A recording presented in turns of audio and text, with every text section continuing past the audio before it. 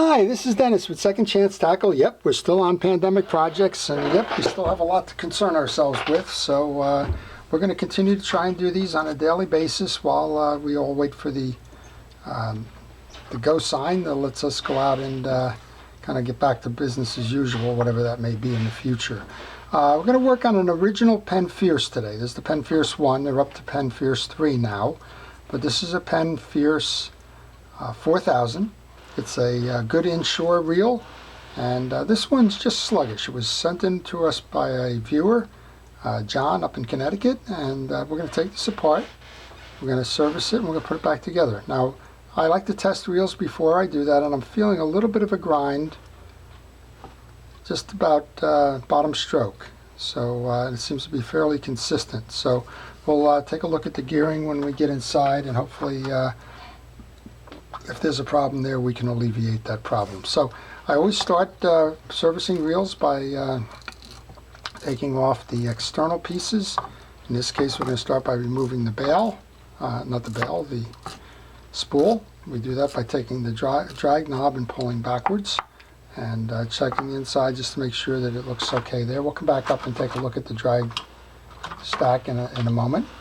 Then we can remove the handle. Now, I generally tell folks, if you're winding the handle and that button isn't moving, then it means it's a screw handle as opposed to a through handle. And in this case, it's a screw handle. Kind of knew that, but you do that by removing that by turning the handle clockwise. That's an interchangeable handle. If you wanted to make it a reel where you spin it with your right hand, then you would remove the cap, swap the cap over to this side, and put the handle in on that side. Okay. This has a side plate that looks like it comes off without going under the rotor, so we can remove the 3 screws and the bump cap and take the bump cap off first. There's a little screw here. Wow, that's a tight one. Funny how you get hung up on the little things. Try a little longer handled micro screwdriver. Hopefully that'll get it working for me there. There we go. It's all about leverage. So that bump cap is there to prevent injury to the reel. If you slam the reel into a rail, that bump cap will shatter before the reel shatters, and that's always a good thing. In this case, you have to take the bump cap off to get to that bottom screw in the case, otherwise you wouldn't be able to remove the case. So let's go ahead while we got the small screwdriver out and do that as well. I like to take pictures along the way. I'm taking a video right now that's the pictures, but you don't need to video what you're doing, but I always recommend that you take the pictures. It serves as a good reference point for the sequence that you took the pieces off and orientations and things like that. So if you get stuck, you can go back and reference that picture. So what I'm doing right now is I'm laying these screws out on the desk here. And I'm doing that just to make sure that the screws are all the same size. Now we obviously know that the one screw is shorter. I'm just having a little bit of trouble with that. I'm going to go to a wider bladed screwdriver there.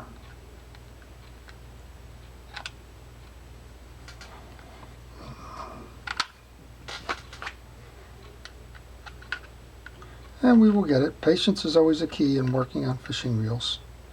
Don't rush yourself, even if you feel compelled to because you're doing a video or something. Just take your time. I think that we're going to find in here a greasing issue more than anything else. This is an older reel. As I mentioned, it's the 1st generation. They're up to the 3rd generation now. I don't know how frequently this reel has been serviced. It's a question I get a lot. How frequently should I service the reel? My take on that is at a minimum once annually. If you do that, you should be in good condition. If you fish these reels heavily, and that means getting out every week with the reel, then in addition to doing the stuff that you would normally do to take care of a reel, like hosing the reel down with fresh water or using a rod or reel cleaner or the like, you need to get to the internals and make sure that the grease hasn't dried or become dirty or were junked up, and that at a minimum should be done once a year. All right, there's a little transparent washer here. I'm trying to get back onto that screw. That's what I'm doing, and you're probably sitting there going, what's he trying to do with that?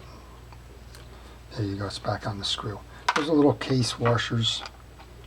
I know the three now are the same for the upper, and I know that little flat-headed screw belongs here, and I know the small round-headed screw belongs there. If you didn't know that, then you could always come back and look at your pictures and try and figure that out. Okay, so we can't remove the rotor without removing the side plate and the axle shaft, so that's next. We've removed the screws here. We should be able to just pull that off. And just taking a quick look here to see if there's anything obvious about why this is bogging down. It doesn't seem that way. It does seem like there's some older grease in there, so we'll continue. We're going to use the screwdriver to pull the axle shaft off. And that grinding, it's possible that that axle shaft is bent. We'll only have a chance to look at that after we do the examination of the gear teeth and the like. Okay, I'm leaving this here. This is your axle shaft. We took that off by removing the screw and pulling it through the pinion gear. I'll clean that up in a little bit. Once you have that off, you can pull out the main gear.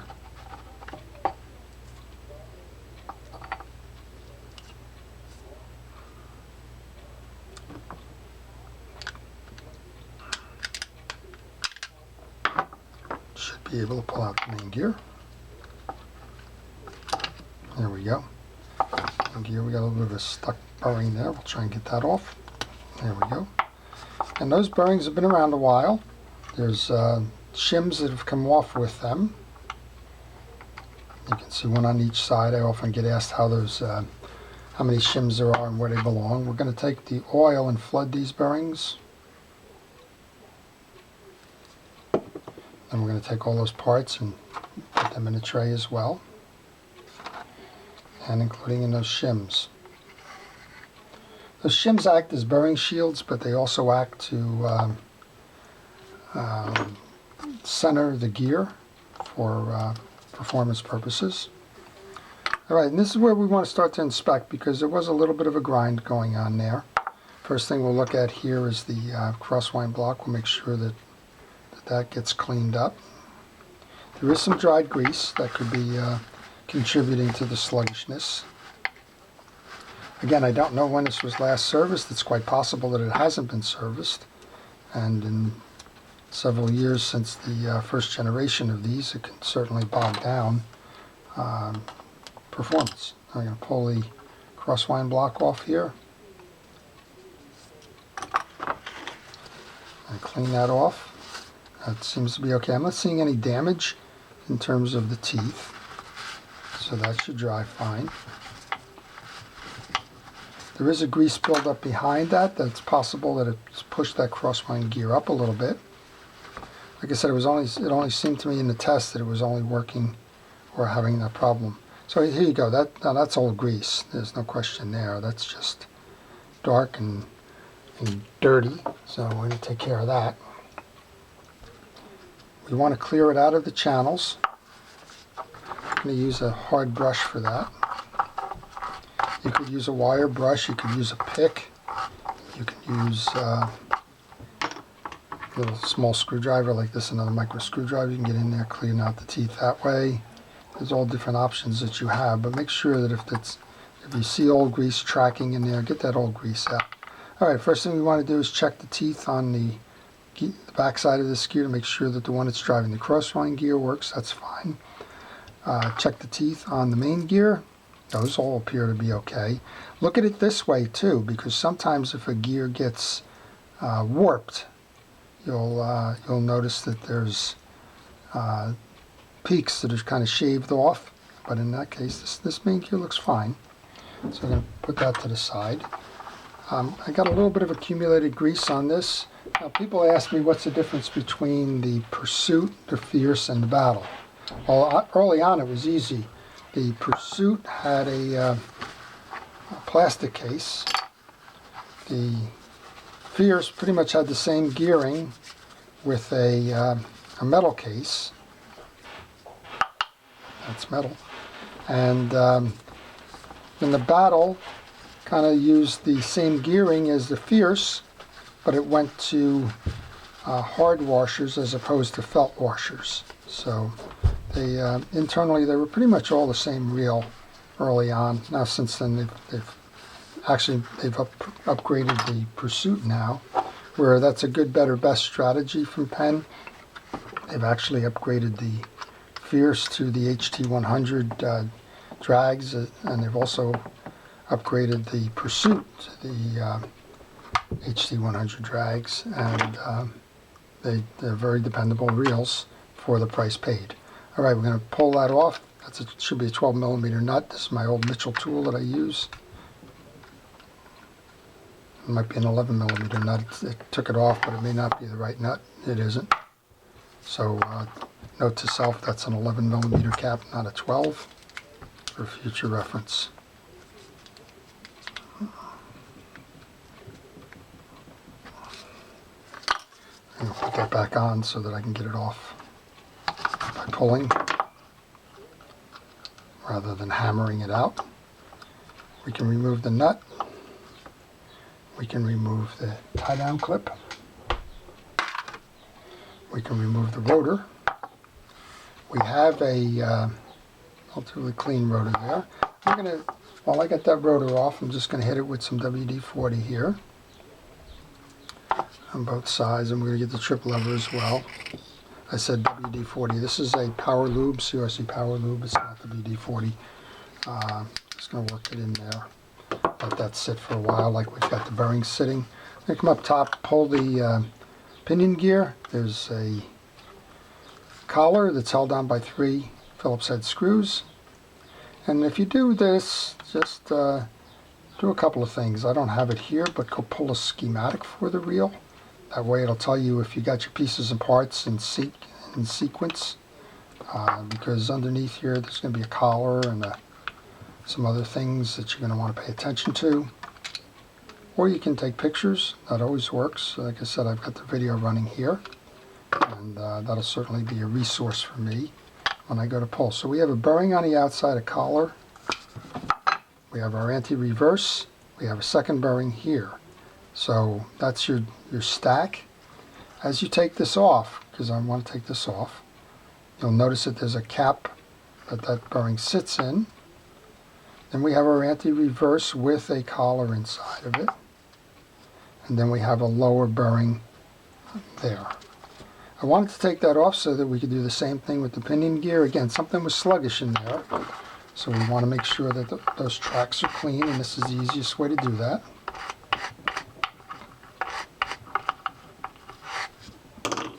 Okay, I'd like to do the same thing here with the bearings. These bearings are loaded with grease. And I always have a debate with some folks about whether it should be grease or it should be oil.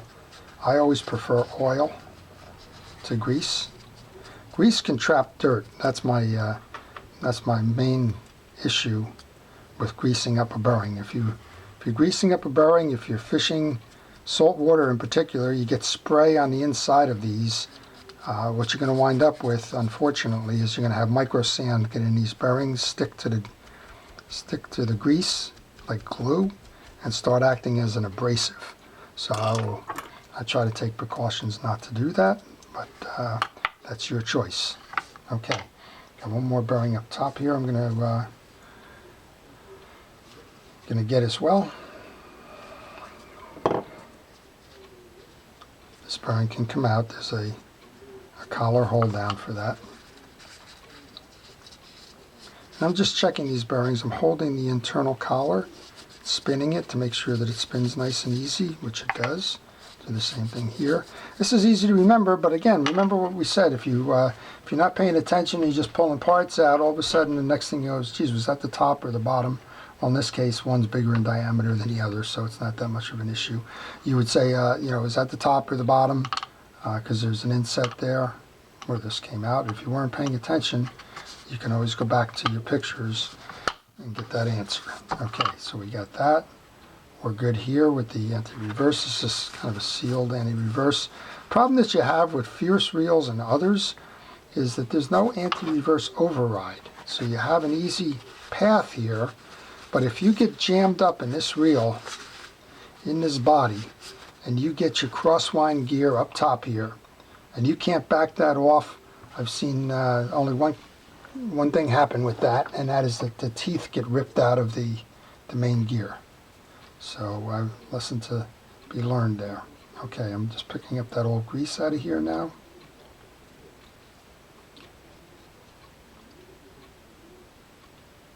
There's a little collar that the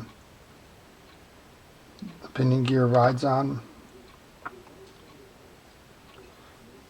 Actually, that collar's backwards.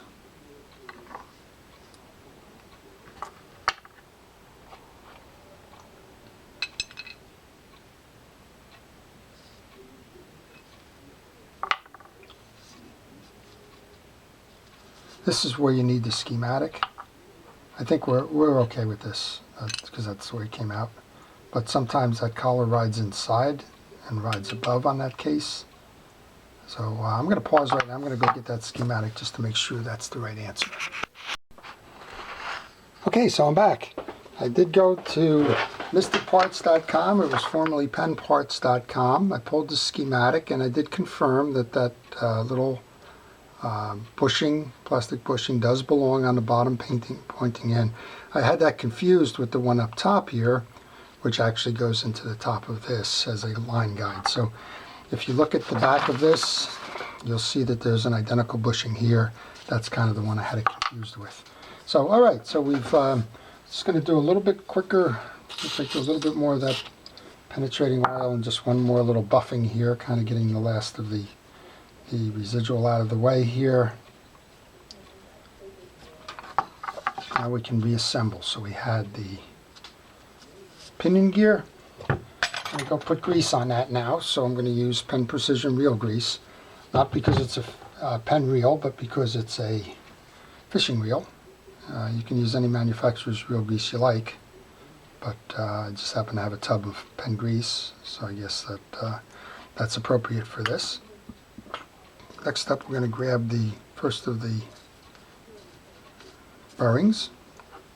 Then we have the assembly for the anti-reverse.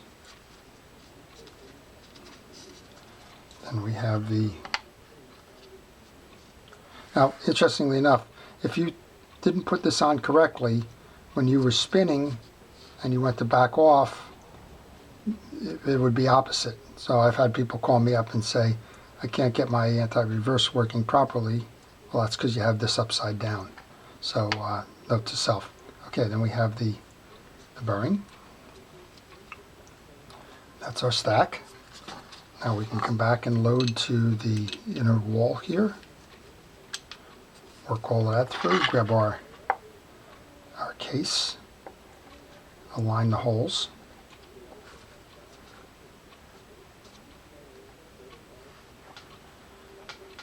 And this is always fun for me, as many of you know. Let's grab that little. I'm going to use some grease in that micro screwdriver. See if we can't hold it that way.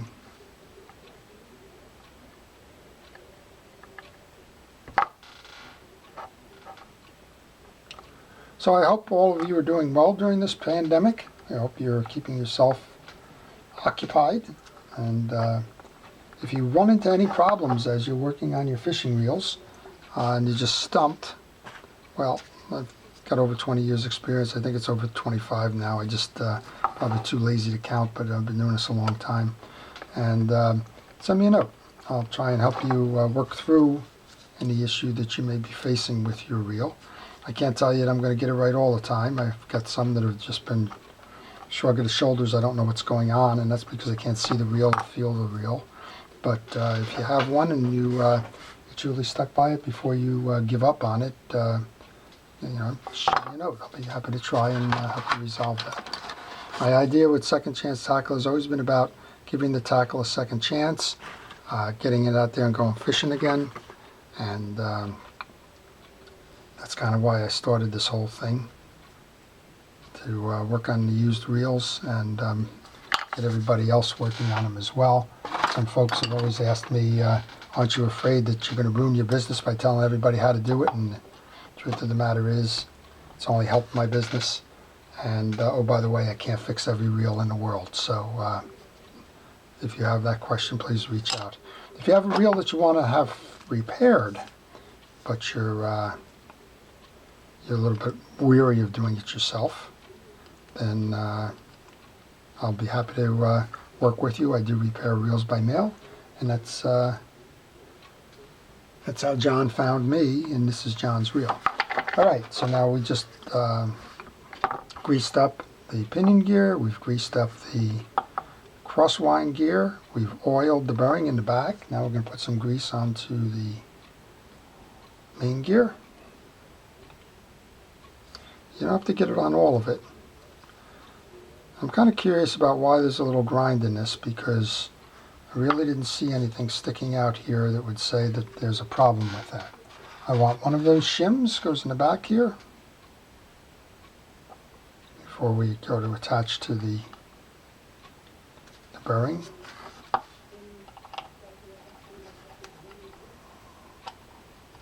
Of course. So a shim is just enough that you can't clear the crosswind gear. So you need to put the bearing in first, then put the shim on it. Mitchell does this too. Mitchell does this with their, well, did it. Their like their 304s and the like. You go to try and get the main gear out, and that little shim is back there just kind of hiding away on you. Okay, now you can set it. You got to have the crosswind gear all the way down below. Remember what I said, you don't have an anti-reverse on this. So if it walks its way up there and it starts getting tilted, you're in for some treat. And hopefully you don't break the main gear as you try to untangle it. Alright, so we're going to keep the crosswind block low. I'm going to clean this axle up. There was a little tackiness on the axle, so I'm going to use some 4/0 steel wool, which is the finest level of the steel wool. Clear that off, make sure that there's nothing in there that will become problematic. Just a light coating of the grease on there. I have that other shim laying here, so let's put that right back onto the main gear. Let's grab the axle then and insert the axle. Whoops, can't do that yet. Got to put our rotor back on.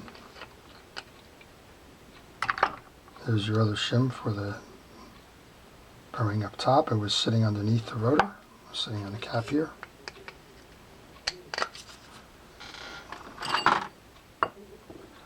Install that. Take that cap, put that in. And we learned that that little Mitchell tool is not the right tool, because that's a 12 millimeter and this appears to be an 11 millimeter, so we grab an 11 millimeter wrench. There you go, much better fit. I like these cap washers because you can't tighten them down too much. Resist the temptation here to spin, because if you spin, now you're going to pull this up and you're going to jam that crosswind block again. Alright, so we did, oh, we want to do one more thing here. We want to grab that collar.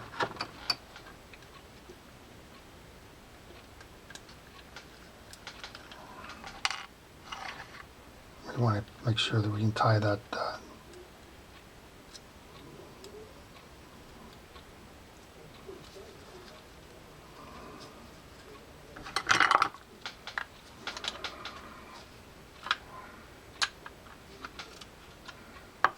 I like those collars because you can't over tighten the reel. That collar bottoms out on you. Okay, here's the little tie down screw for that.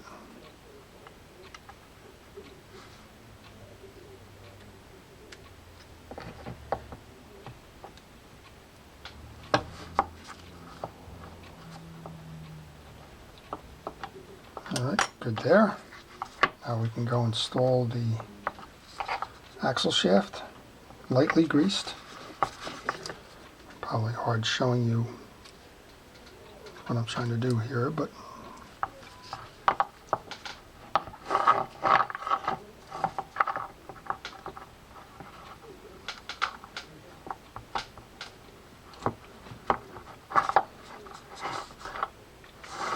You want to line up your hole in that crosswind block with the hole in the axle shaft.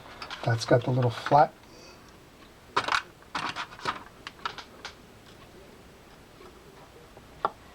wrong screw.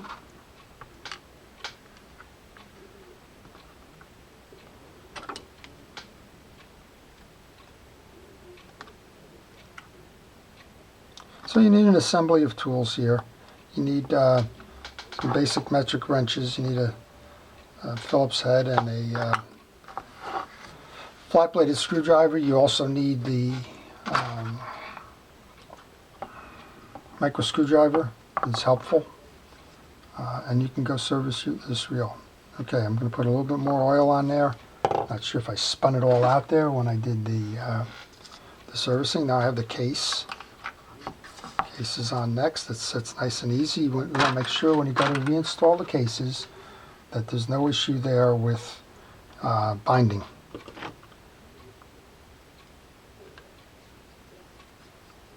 And that one just fell right in place, so I'm comfortable that that's the right procedure there. And hopefully the cleanup, the re-lube, and the like has served us well with this, and that it'll wind up spinning easier than it was when it came in. I think that's the whole idea. These reels don't tend to tighten over time, so that's usually not the issue when something is tight like that. It's usually either the bent axle, and that axle seemed to go in pretty smooth there, so I'm not going to guess that yet. I do have a replacement axle if it continues like that. For the demonstration purposes on how to tune up your reel, you won't need to have me go back and pull an axle to guarantee you that that's what it was. But as you go to remove your parts to get to the servicing of these, you'll certainly want to do what we did here with this axle. This is just a tough little one. I think there's machine tools. I'm sure there's machine tools in the plant that have some kind of a pivot with the flat side. It's a special bit, I'm sure, and grabs it a whole lot easier than what I'm doing here with this. But again, patience is a key. I think we started with the word patience when we were trying to get this darn thing, these screws out, because you have, it's not a full flat screwdriver. There's a circle hole in the middle of these, and I've seen it on more than just this reel, so I'm assuming there's some kind of a machine tool bit that works with that. Okay, bump guard. There's a little clip there. You need to make sure it goes in the hole. Oops, not bump guard. See, that's the beauty of this this parts tray. It tells you if there's anything left over, and it told me right there that the side plate screw that goes under the bump guard was not installed. So there we go. We're putting it down there. Now you got that hook there. You break that hook off, you need a new bump guard. There's no real easy way to do that. And center that and bring the final piece of the reassembly here. And then we'll go up top. I believe this has the felt drag washers in it, so we'll show you about them. Grab the handle, we can put that back in at this time. Give it a spin. Well, that's spinning a whole lot easier than it was, for sure. Make sure that the bail is popping. Okay, let's go up top. I'll show you the felt drag washers. There's 3 screws holding a collar on here. Micro screwdriver again. I got these. These are, I think it's Pittsburgh brand or whatever. I got them at Harbor Freight. You can get these online. They're relatively cheap. They're rarely used in my shop. But every now and then you just get these stubborn little screwdrivers where you've run out of hand strength. Most of the time I can get away with this one, but there's just times where I need the leverage, and that's what they're doing here. So it doesn't hurt to have them. You don't need it for this particular job, but if you, like me, have some trouble with hand strength from time to time, then it's a good idea to go get them. Here's your drag stack now. And yes, we have the felt washers in this one. So people ask me about how to lubricate drag washers. So felt washers need to remain flexible. They're no good if they dry out, they're going to rip. So you take the felt washer and you put a couple of drops of oil on that. Again, I don't use grease on felt washers for the same reason I don't use grease on bearings. If this is a top drag system, there's going to be water getting in there. You're going to have that button, you're going to get salt spray and water coming in here. If that water's got micro sand in it, particularly if you're in the fishing in the ocean, that micro sand is going to get onto those washers and it's going to tear them up. So I use the grease. Flat washer is next. It's called a keyed washer. It's round. It's going to fit to the size of the shaft. Next, felt washer. Next one in then is called an eared washer. It's going to fit in the two slots. And they call it an ear because it kind of looks like ears, right? That'll go in next. Now that one's a round center. It doesn't grab the shaft at all, but it holds the spool. The last of the felt washers then. So here's news flash. We talked about the Penn Fierce, the threes, the Pursuit threes, going over to HT100 drags. You can move to HT100 drags if you're tearing these felt washers up. If you're not tearing these washers up, if this is the first time you ever heard about it and it's not a problem for you, you don't need to do that. Felt washers are fine from a technology standpoint, and you'll find felt washers in very high-end reels like Shimano puts out and like Penn are putting out here. It's not a cheap alternative. It's just one of the versions of drag washers. But if you find that you're tearing them up, then go to an HT100, and I believe that there's also aftermarket Carbon Tex washers available now. And again, if you're tearing up your felt washers, if you're losing drag, then go ahead and move over to that other technology. But if you're not having that drag washer problem, just do what we did here. All right, back on with the spool then. Back on with the adjuster. We're just going to tighten this down, make sure that it's all holding well. And I'm going to spin it and we'll see if we have that little catch issue that we were talking about earlier, where it seemed on the bottom of the stroke there that there was an issue. Okay, we're tight there. No, I'm not feeling it now. So in all probability what's happened is there was some grit or grime in either the pinion gear, the crosswind gear, the main gear, whatever it was, but we're not having that issue now with the reel. And John's got a nice reel to go back fishing. So there you go. This one's got a quote-unquote second chance. So I hope you've enjoyed the video. I hope you're staying safe with the pandemic. If you have one of these reels, you now know how to go and service it. If you were thinking about this and wondering how it compared to the Battle and the Pursuit, well, we told you a little bit about that. We showed you how to take care of felt washers. We told you can upgrade the felt washers. And we showed you in a short period of time that you should service these reels on an annual basis, because it just doesn't take that long to do it. And the rewards are going to be smooth performance throughout, and something that'll keep you fishing and not losing fish over time. So I just took a squirt of the oil onto the line roller and the handle just to keep it running. So that's it. And John, this one will be coming back to you soon. Thank you for sending it in to me. Again, those of you that don't want to service your own reels, there's a business card that follows this video. Please contact me on my email, and I'll be happy to give you the information about having those reels serviced. So in the meantime, this is Dennis with Second Chance Tackle. Thank you for watching.